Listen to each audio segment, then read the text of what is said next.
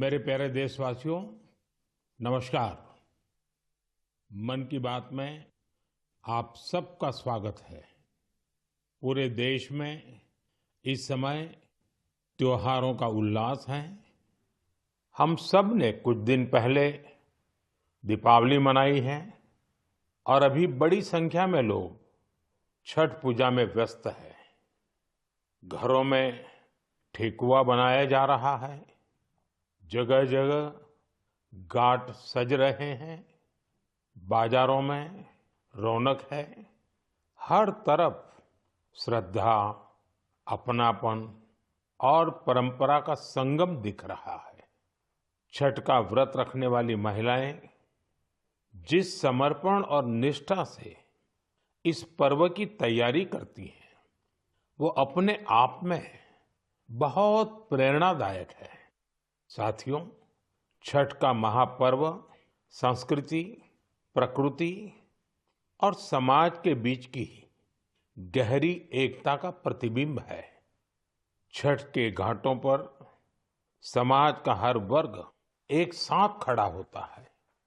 ये दृश्य भारत की सामाजिक एकता का सबसे सुंदर उदाहरण है। आप देश और दुनिया के किसी भी कोने में हो, यदि मौका मिले तो छठ उत्सव में जरूर हिस्सा लें। एक अनोखे अनुभव को खुद महसूस करें। मैं छठी मैया को नमन करता हूं। सभी देशवासियों को, विशेषकर बिहार, झारखंड और पूर्वांचल के लोगों को छठ महापर्व की शुभकामनाएं देता हूं। साथियों, त्योहारों के इस अवसर पर मैंने आप सभी के नाम एक पत्र लिखकर अपनी भावनाएं साझा की थी। मैंने चिट्ठी में देश की उन उपलब्धियों के बारे में बताया था जिससे इस बार त्योहारों की रौनक पहले से ज्यादा हो गई है। मेरी चिट्ठी के जवाब में मुझे देश के अनेक नागरिकों ने अपने संदेश भेजे हैं। वाकई ऑपरेशन सिंदूर ने हर भारतीय को गर्व से भर दिया है। इस बार उन इलाकों में भी खुशियां के दीप जलाए गए जहां कभी माओवादी आतंक का अंधेरा छाया रहता था। लोग उस माओवादी आतंक का जड़ से खात्मा चाहते हैं जिसने उनके बच्चों का भविष्य संकट में डाल दिया था। जीएसटी बचत उत्सव को लेकर भी लोगों में बहुत उत्साह है। इस बार त्योहारों में एक और सुखद बात देखने को मिली। बाजारों में स्वदेशी सामानों की खरीदारी जबरदस्त तरीके से बढ़ी है। लोगों ने मुझे जो संदेश भेजे हैं उसमें बताया है कि इस बार उन्होंने किन स्वदेशी चीजों की खरीदारी की है।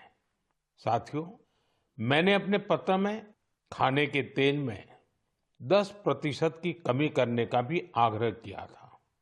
इस पर भी लोगों ने बहुत सकारात्मक रुख दिखाया है। साथियों, स्वच्छता और स्वच्छता के प्रयास, इस पर भी मुझे ढेर सारे संदेश मिले हैं। मैं आपसे देश के अलग अलग शहरों की ऐसी गाथाएं साझा करना चाहता हूं जो बहुत प्रेरणादायक है। छत्तीसगढ़ के अंबिकापुर में शहर से प्लास्टिक कचरा साफ करने के लिए एक अनोखी पहल की गई है। अंबिकापुर में गार्बेज कैफे चलाए जा रहे हैं। ये ऐसे कैफे हैं जहां प्लास्टिक कचरा लेकर जाने पर भरपेट खाना खिलाया जाता है। अगर कोई व्यक्ति 1 किलो प्लास्टिक लेकर जाए, उसे दोपहर या रात का खाना मिलता है, और कोई आधा किलो प्लास्टिक ले जाए तो नाश्ता मिल जाता है। ये कैफे अंबिकापुर म्युनिसिपल कॉरपोरेशन चलाता है। साथियों, इसी तरह का कमाल बेंगलुरु में इंजीनियर कपिल शर्मा जी ने किया है।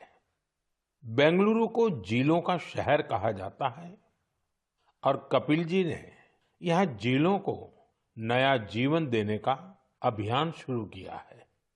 कपिल जी की टीम ने बेंगलुरु और आसपास के इलाकों में 40 कुओं और 6 झीलों को फिर से जिंदा कर दिया है।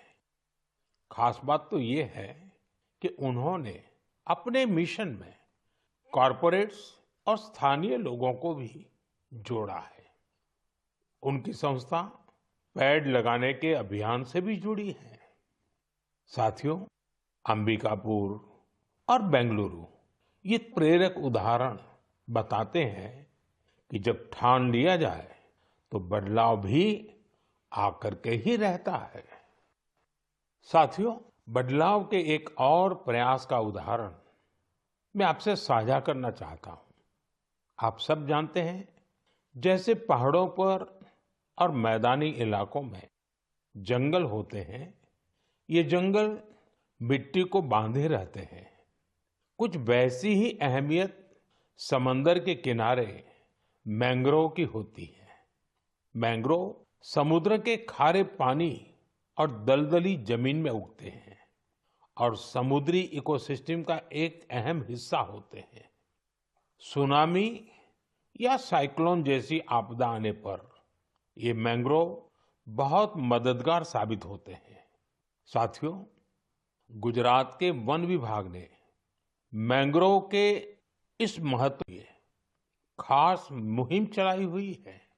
5 साल पहले वन विभाग की टीमों ने अहमदाबाद के नजदीक धौलेरा में मैंग्रोव लगाने का काम शुरू किया था और आज धौलेरा तट पर 3,500 हेक्टेयर में मैंग्रोव फैल चुके हैं। इन मैंग्रोव का असर आज पूरे क्षेत्र में देखने को मिल रहा है। वहां की इकोसिस्टम में डॉल्फिन्स की संख्या बढ़ गई है। केकड़े और दूसरे जलीय जीव भी पहले से ज्यादा हो गए हैं। यही नहीं, अब यहाँ प्रवासी पक्षी भी काफी संख्या में आ रहे हैं। इससे वहां के पर्यावरण पर अच्छा प्रभाव तो पड़ा ही है, धौलेरा के मछली पालकों को भी फायदा हो रहा है। साथियों, धौलेरा के अलावा गुजरात के कच्छ में भी इन दिनों मैंग्रोव प्लांटेशन बहुत जोरों पर हो रहा है। वहां कोरी क्रीक में मैंग्रोव लर्निंग सेंटर भी बनाया गया है। साथियों, पेड़ पौधों की, वृक्षों की यही तो खासियत होती है।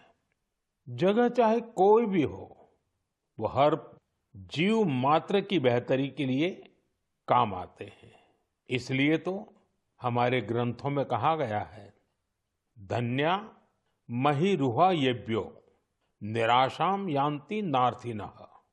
अर्थात वो वृक्ष और वनस्पतियां धन्य है जो किसी को भी निराश नहीं करते। हमें भी चाहिए, हम जिस भी इलाके में रहते हैं, पेड़ अवश्य लगाएं। एक पेड़ मां के नाम के अभियान को हमें और आगे बढ़ाना है। मेरे प्यारे देशवासियों, क्या आप जानते हैं कि मन की बात में हम जिन विषयों पर चर्चा करते हैं, उनमें मेरे लिए सबसे संतोष की बात क्या होगी? तो मैं इस बारे में यही कहूंगा कि मन की बात में हम जिन विषयों की चर्चा करते हैं, उनसे लोगों को समाज के लिए कुछ अच्छा, कुछ इनोवेटिव करने की प्रेरणा मिलती है। इससे हमारी संस्कृति, हमारे देश के कई पहलू उभर कर सामने आते हैं। साथियों, आप में से बहुतों को याद होगा, करीब 5 वर्ष पहले मैंने इस कार्यक्रम में भारतीय नस्ल के श्वान यानी डॉग्स की चर्चा की थी। मैंने देशवासियों के साथ ही अपने सुरक्षा बलों से आग्रह किया था कि वे भारतीय नस्ल के डॉग्स को अपनाएं, क्योंकि वो हमारे परिवेश और परिस्थितियों के अनुरूप ज्यादा आसानी से ढल जाते हैं। मुझे ये बताते हुए खुशी हो रही है कि हमारी सुरक्षा एजेंसियों ने इस दिशा में काफी सराहनीय प्रयास किए हैं। बीएसएफ और सीआरपीएफ ने अपने दस्तों में भारतीय नस्ल के डॉग्स की संख्या बढ़ाई है। डॉग्स की ट्रेनिंग के लिए बीएसएफ का नेशनल ट्रेनिंग सेंटर ग्वालियर के टेकनपुर में है। यहाँ उत्तर प्रदेश के रामपुर हाउंड, कर्नाटका और महाराष्ट्र के मुधोल हाउंड, इस पर विशेष रूप से फोकस किया जा रहा है। इस सेंटर पर ट्रेनर्स टेक्नोलॉजी और इनोवेशन की मदद से श्वानों को बेहतर तरीके से ट्रेन कर रहे हैं। भारतीय नस्ल वाले डॉग्स के लिए ट्रेनिंग मैनुअल्स को फिर से लिखा गया है ताकि उनके यूनिक स्ट्रेंथ्स को सामने लाया जा सके। बेंगलुरु में सीआरपीएफ के dog breeding and training school में मॉन्ग्रेल्स, मुधोल हाउंड, कोम्बाई और पांडिकोना जैसे भारतीय श्वानों को ट्रेन किया जा रहा है। साथियों, पिछले वर्ष लखनऊ में all India police duty meet का आयोजन हुआ था। उस समय रिया नाम की श्वान ने लोगों का ध्यान अपनी ओर खींचा था। ये एक मुधोल हाउंड है जिसे बीएसएफ ने ट्रेन किया है। रिया ने यहाँ कई फॉरेन ब्रीड्स को पछाड़ते हुए पहला पुरस्कार जीता। साथियों, अब बीएसएफ ने अपने डॉग्स को विदेशी नामों के बजाय भारतीय नाम देने की परंपरा शुरू की है।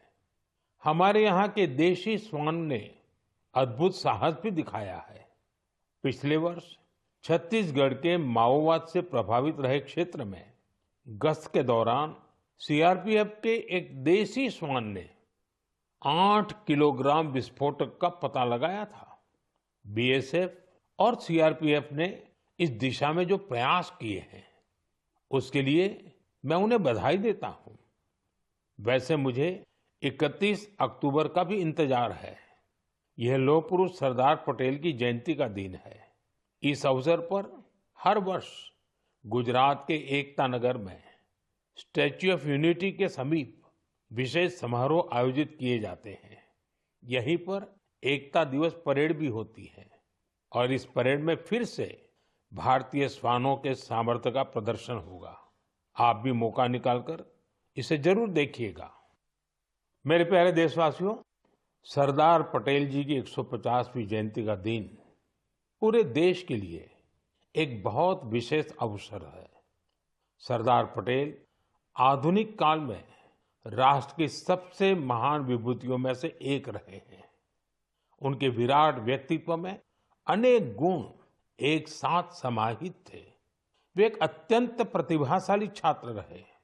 उन्होंने भारत और ब्रिटेन दोनों ही जगह पढ़ाई में बेहतरीन प्रदर्शन किया। वे अपने समय के सबसे सफल वकीलों में से भी एक थे।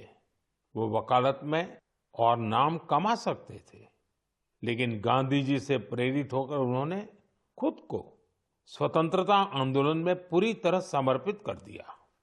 खेड़ा सत्याग्रह से लेकर बोरसद सत्याग्रह तक अनेक आंदोलनों में उनके योगदान को आज भी याद किया जाता है। अहमदाबाद म्युनिसिपैलिटी के प्रमुख के रूप में उनका कार्यकाल भी ऐतिहासिक रहा था। उन्होंने स्वच्छता और सुशासन को सर्वोच्च प्राथमिकता दी। उप प्रधानमंत्री और गृह मंत्री के रूप में उनके योगदान के लिए हम सभी सदैव उनके ऋणी रहेंगे। साथियों, सरदार पटेल ने भारत के ब्यूरोक्रेटिक फ्रेमवर्क की एक मजबूत नींव भी रखी। देश की एकता और अखंडता के लिए उन्होंने अद्वितीय प्रयास किए। मेरा आप सबसे आग्रह है, 31 अक्टूबर को सरदार साहब की जयंती देश भर में होने वाली रन फॉर यूनिटी में आप भी जरूर शामिल हो और अकेले नहीं, सबको साथ लेकर के शामिल हो। एक प्रकार से युवा चेतना का ये अवसर बनना चाहिए। एकता की दौड़ एकता को मजबूती देगी। ये उस महान विभूति के प्रति हमारी सच्ची श्रद्धांजलि है जिन्होंने भारत को एकता के सूत्र में पिरोया था। मेरे प्यारे देशवासियों, चाय के साथ मेरा जुड़ाव तो आप सभी जानते ही हैं, लेकिन आज मैंने सोचा कि मन की बात में क्यों न कॉफी पर चर्चा की जाए। आपको याद होगा, बीते साल हमने मन की बात में अराकू कॉफी पर बात की थी। कुछ समय पहले ओडिशा के कई लोगों ने मुझसे कोरापुट कॉफी को लेकर भी अपनी भावनाएं साझा की। उन्होंने मुझे पत्र लिखकर कहा कि मन की बात में कोरापुट कॉफी पर भी चर्चा हो। साथियों, मुझे बताया गया है कि कोरापुट कॉफी का स्वाद गजब होता है। और इतना ही नहीं, स्वाद तो स्वाद, कॉफी की खेती भी लोगों को फायदा पहुंचा रही है। कोरापुट में कुछ लोग ऐसे भी हैं जो अपने पैशन की वजह से कॉफी की खेती कर रहे हैं। कॉरपोरेट वर्ल्ड में अच्छी खासी नौकरी करते थे, लेकिन वो कॉफी को इतना पसंद करते हैं कि इस फील्ड में आ गए और अब सफलता से इसमें काम कर रहे हैं। ऐसी कई महिलाएं भी हैं जिनके जीवन में कॉफी से सुखद बदलाव हुआ है। कॉफी से उन्हें सम्मान और समृद्धि दोनों हासिल हुई है। सच ही कहा गया है, कोरापुट कॉफी अत्यंत सुस्वादु, एहा ओडिशारा गौरव। साथियों, दुनिया भर में भारत की कॉफी बहुत लोकप्रिय हो रही है। चाहे कर्नाटका में चिकमंगलूर, कुर्ग और हासन हो, तमिलनाडु में पुलनी, शेवरॉय, नीलगिरी और अन्नामलाई के इलाके हो, कर्नाटका तमिलनाडु सीमा पर बिलिगिरी क्षेत्र हो, या फिर केरला में वायनाड, त्रावणकोर और मालाबार के इलाके, भारत की कॉफी की डाइवर्सिटी देखते ही बनती है। मुझे बताया गया है कि हमारा नॉर्थ ईस्ट भी कॉफी कल्टीवेशन में आगे बढ़ रहा है। इससे भारतीय कॉफी की पहचान दुनिया भर में और मजबूत हो रही है।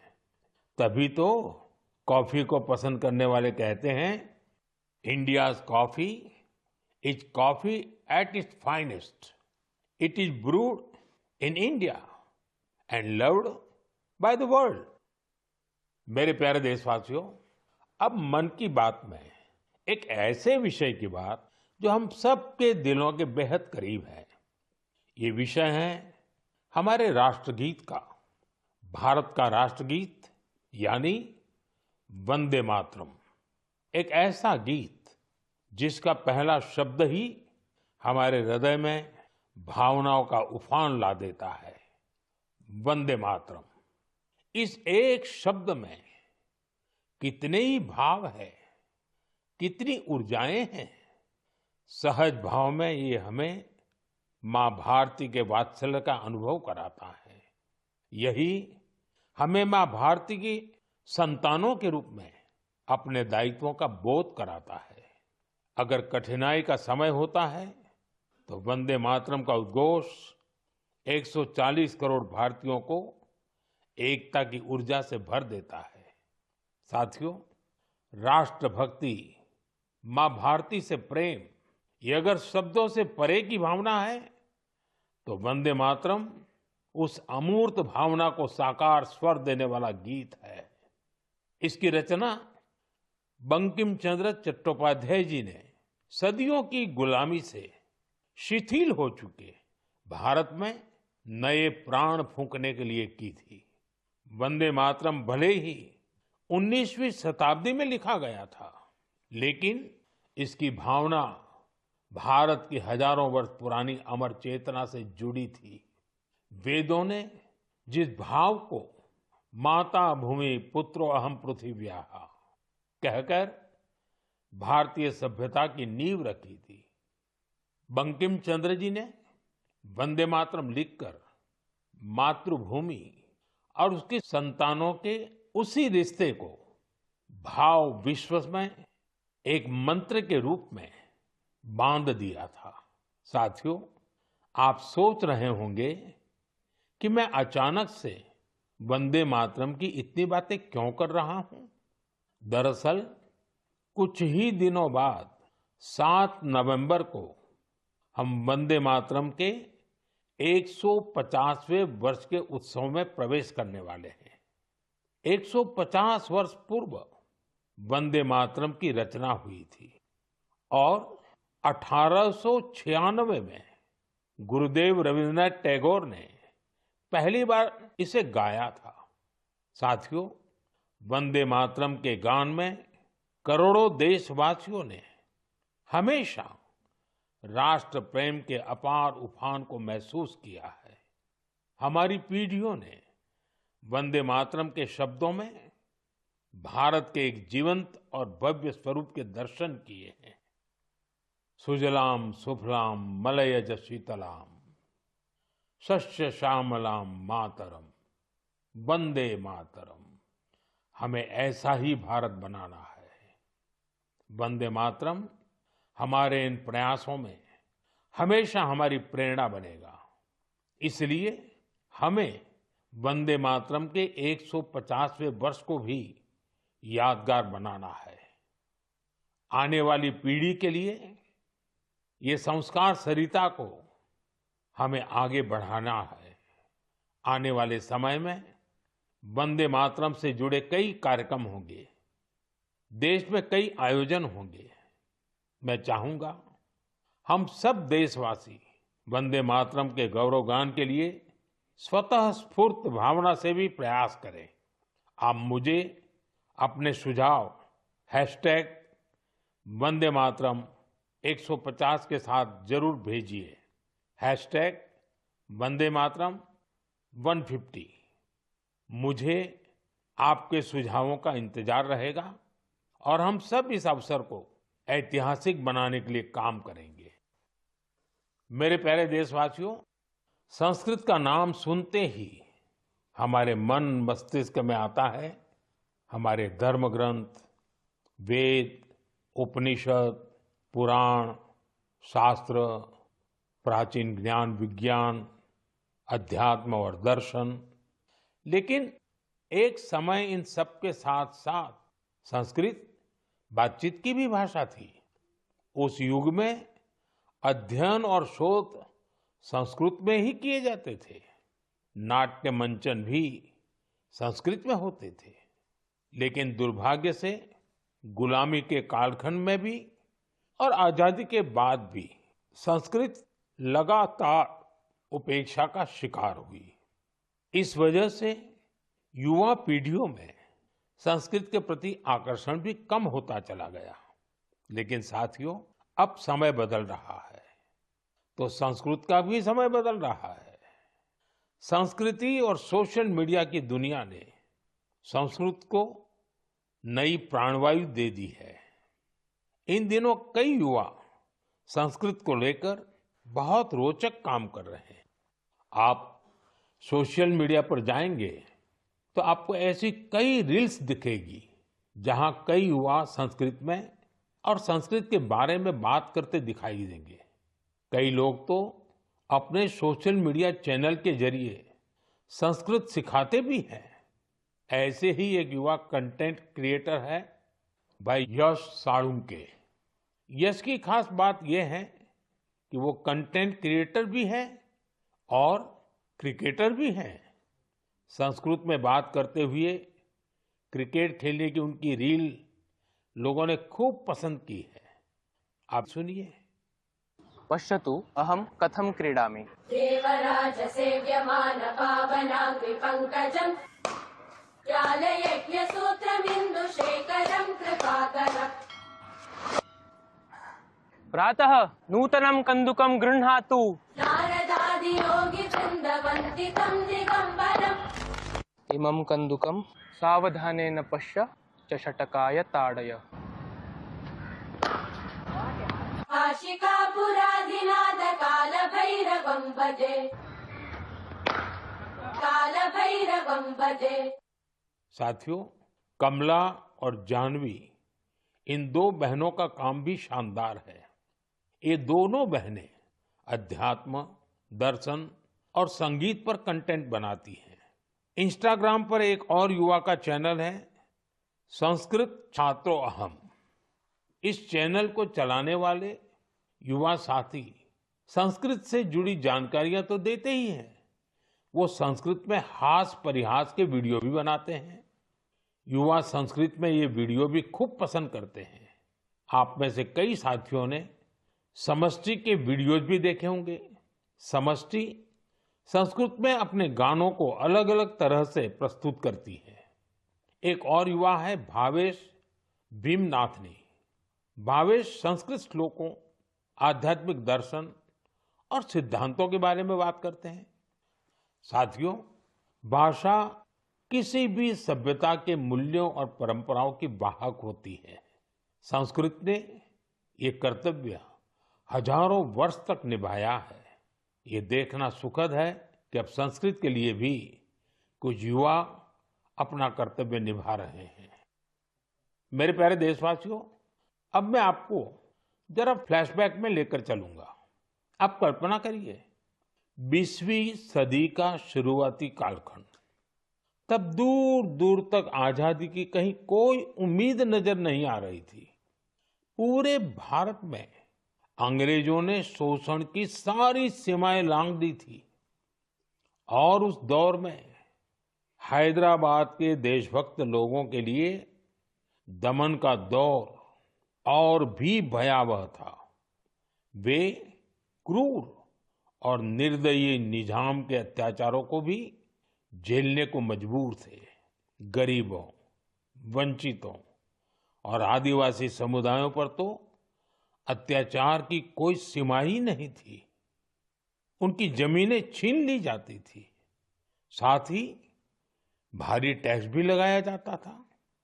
अगर वे इस अन्याय का विरोध करते तो उनके हाथ तक काट दिए जाते थे। साथियों, ऐसे कठिन समय में करीब 20 साल का एक नौजवान इस अन्याय के खिलाफ खड़ा हुआ था। आज एक खास वजह से मैं उस नौजवान की चर्चा कर रहा हूं। उसका नाम बताने से पहले मैं उसकी वीरता की बात आपको बताऊंगा। साथियों, उस दौर में जब निजाम के खिलाफ एक शब्द बोलना भी गुनाह था, उस नौजवान ने सिद्दीकी नाम के निजाम के एक अधिकारी को खुली चुनौती दे दी थी। निजाम ने सिद्दीकी को किसानों की फसलें जब्त करने के लिए भेजा था, लेकिन अत्याचार के खिलाफ इस संघर्ष में उस नौजवान ने सिद्दीकी को मौत के घाट उतार दिया। वो गिरफ्तारी से बच निकलने में भी कामयाब रहा। निजाम की अत्याचारी पुलिस से बचते हुए वो नौजवान वहां से सैकड़ों किलोमीटर दूर असम जा पहुंचा। साथियों, मैं जिस महान विभूति की चर्चा कर रहा हूं, उनका नाम है कोमरम भीम। अभी 22 अक्टूबर को ही उनकी जन्म जयंती मनाई है। कोमरम भीम की आयु बहुत लंबी नहीं रही। वो महज 40 वर्ष ही जीवित रहे, लेकिन अपने जीवन काल में उन्होंने अनगिनत लोगों, विशेषकर आदिवासी समाज के हृदय में अमिट छाप छोड़ी। उन्होंने निजाम के खिलाफ संघर्ष कर रहे लोगों में नई ताकत भरी। वे अपने रणनीतिक कौशल के लिए भी जाने जाते थे। निजाम की सत्ता के लिए वे बहुत बड़ी चुनौती बन गए थे। 1940 में निजाम के लोगों ने उनकी हत्या कर दी थी। युवाओं से मेरा आग्रह है कि वे उनके बारे में अधिक से अधिक जानने का प्रयास करें। कोमरम भीम की ना विनम्र निवाली आयन प्रजल हृदयालो एप्पटिकी नीलीची वंटारू। साथियों, अगले महीने की 15 तारीख को हम जनजातीय गौरव दिवस मनाएंगे। यह भगवान बिरसा मुंडा जी की जयंती का सुअवसर है।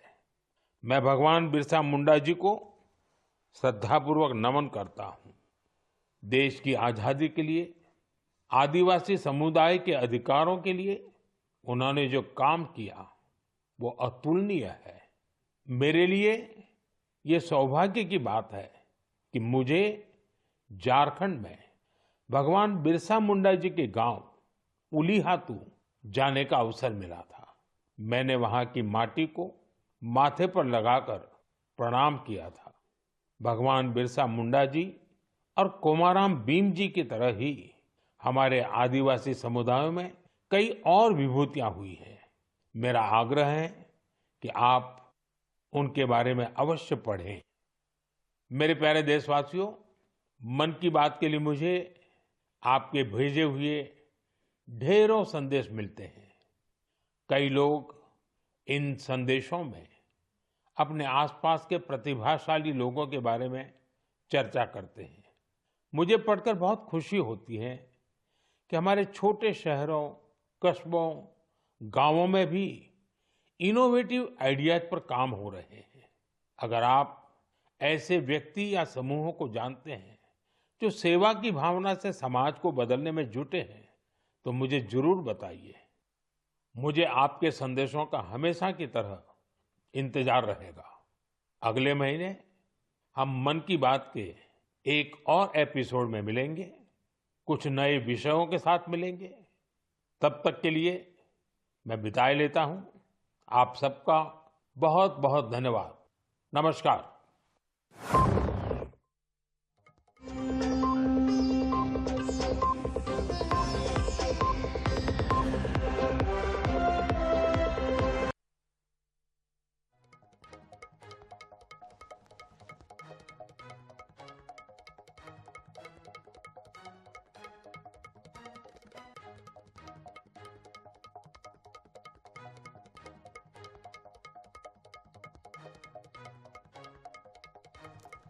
तो मन की बात का 127वां एपिसोड आप सुन रहे थे। प्रधानमंत्री मोदी ने देश को संबोधित किया है और कई महत्वपूर्ण मुद्दों को लेकर उन्होंने बातचीत की देशवासियों से। साथ ही साथ छठ पूजा की बधाई भी दी है। देश में त्योहारों की रौनक देखी जा रही है और ऐसे में छठ पर्व को लेकर प्रधानमंत्री मोदी ने लोगों को संबोधित किया और बधाई दी।